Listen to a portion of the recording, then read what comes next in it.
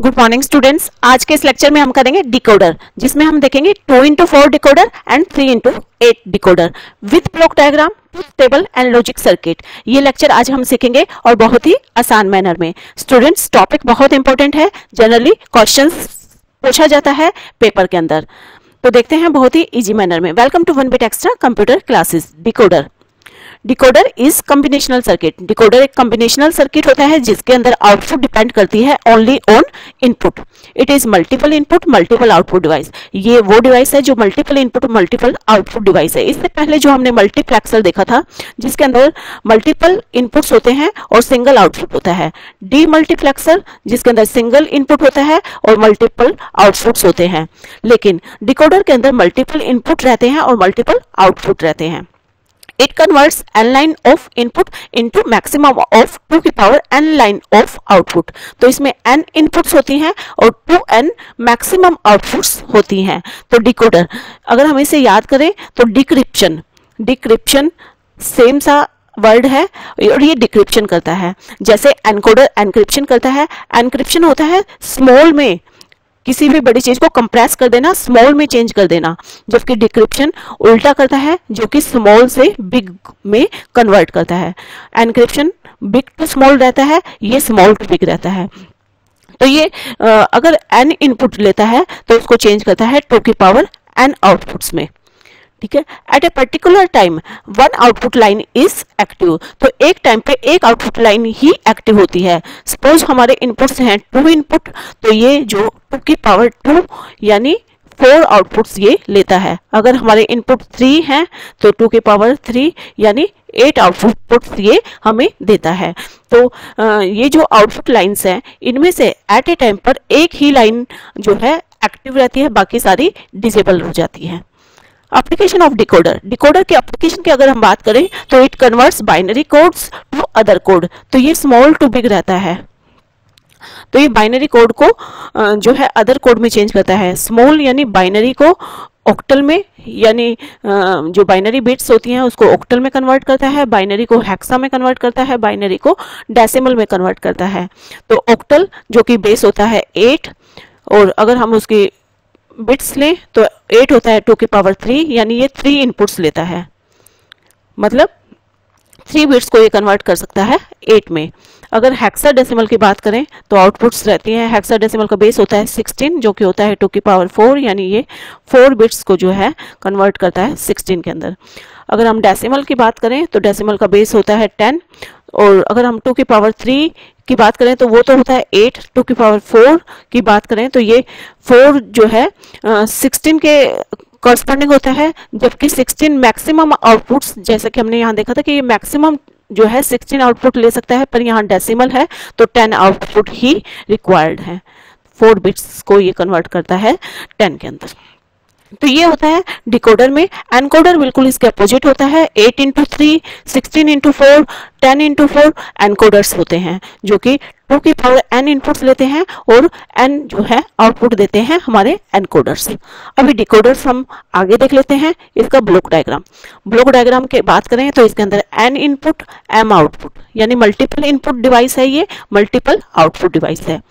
ठीक है। अगर इनपुट 2 है, अगर इनपुट हमारे 2 हैं तो 2 की पावर 2 यानी 4 आउटपुट्स रहेंगे। तो 2 इंटू 4 डिकोडर का जो ब्लॉक डायग्राम है 2 इनपुट्स लेगा और 4 आउटपुट्स हमें देता है। एट ए टाइम पर एक आउटपुट लाइन ही एक्टिव रहती है, यानी अगर इनपुट हमारे होते हैं 0 0, इनपुट हमारे हो सकते हैं 0 1, 1 0, 1 1 यानी ये पॉसिबल कॉम्बिनेशंस होते हैं।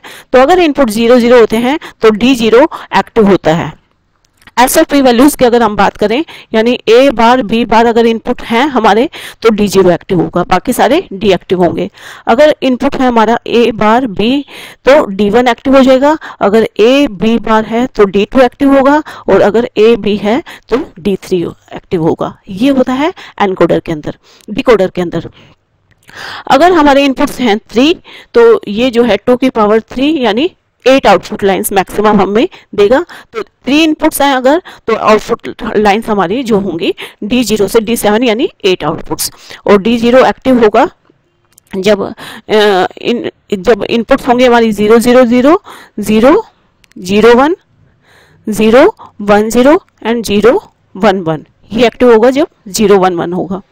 ये एक्टिव होगा जब 1 0 0 होगा, ये 1 0 1 पे, ये 1 1 0 पे और ये 1 1 1 पे।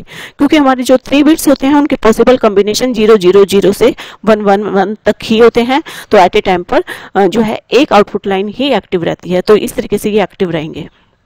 तो ये देख लिया हमने ब्लॉक डायग्राम। अब आते हैं ट्रुथ टेबल पर। 2 into 4 डिकोडर की ट्रुथ टेबल पहले देख लेते हैं। अगर हमारे इनपुट्स हैं 2 तो आउटपुट्स रहेंगे 4। यानी अगर हमारे इनपुट हैं 0 0 तो D0 एक्टिव होगा, बाकी सारे डिसेबल होंगे। 0 1 है तो D1 एक्टिव रहेगा, बाकी सारे डिसेबल। 1 0 पे D2 एक्टिव, बाकी सब डिसेबल। 1 1 पे D3 एक्टिव और बाकी सब डिसेबल। ये है 2 into 4 डिकोडर की जो है ट्रुथ टेबल। अब देख लेते हैं 3 into 8 डिकोडर की ट्रुथ टेबल। और 3 into 8 कहता है कि 3 इनपुट्स रहेंगे, 3 इनपुट्स के मैक्सिमम जो पॉसिबल कॉम्बिनेशन 2 की पावर 3 यानी 8 कॉम्बिनेशंस होंगे, जो कि हैं 4 0 4 1 2 0 2 1 और इस तरीके से 0 1 0 1 0 1। तो ये पॉसिबल कॉम्बिनेशंस होंगे। अब 0 0 0 जब होता है, जब हमारा जो इनपुट रहेगा 0 0 0 तो D0 एक्टिव होगा, बाकी सारे डिसेबल हो जाएंगे। 0 0 1 पे हमारा D1 एक्टिव होगा, बाकी सारे डिसेबल हो जाएंगे। 0 1 0 पे D2 एक्टिव होगा। तो ये आप चाहे लेफ्ट टू राइट लिखें चाहे राइट टू लेफ्ट लिखें, आपको इनेबल करना है 1 by 1 करके। तो D0 पहले इनेबल, फिर D1, फिर D2, फिर D3, D4, D5, D6, D7।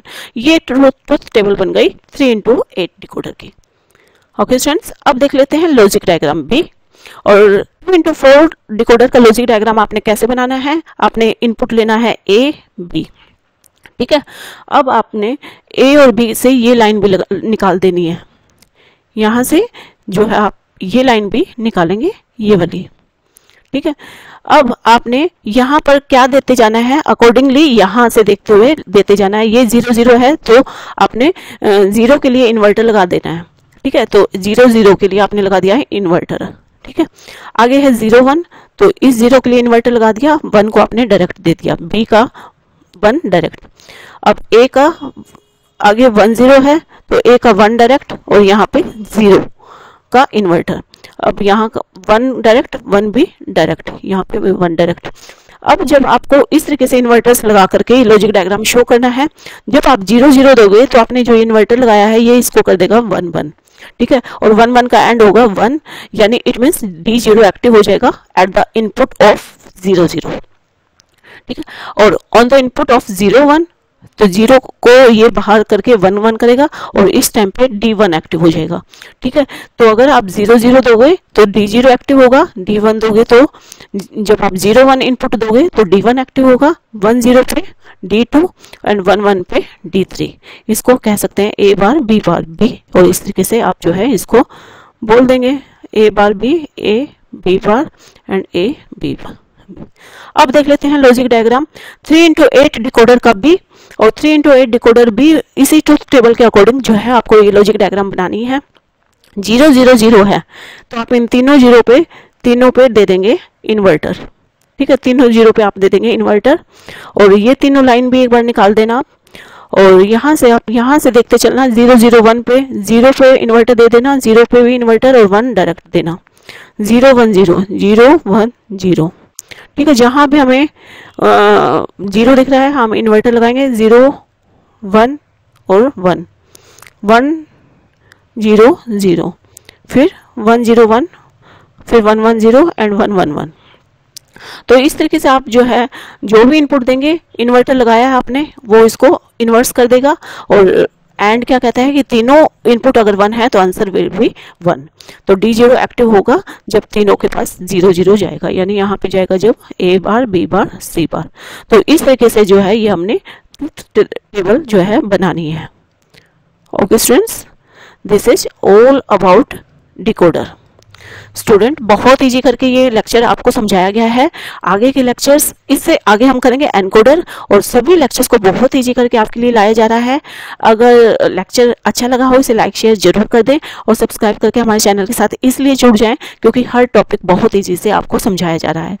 Thank you, bye bye, have a nice day.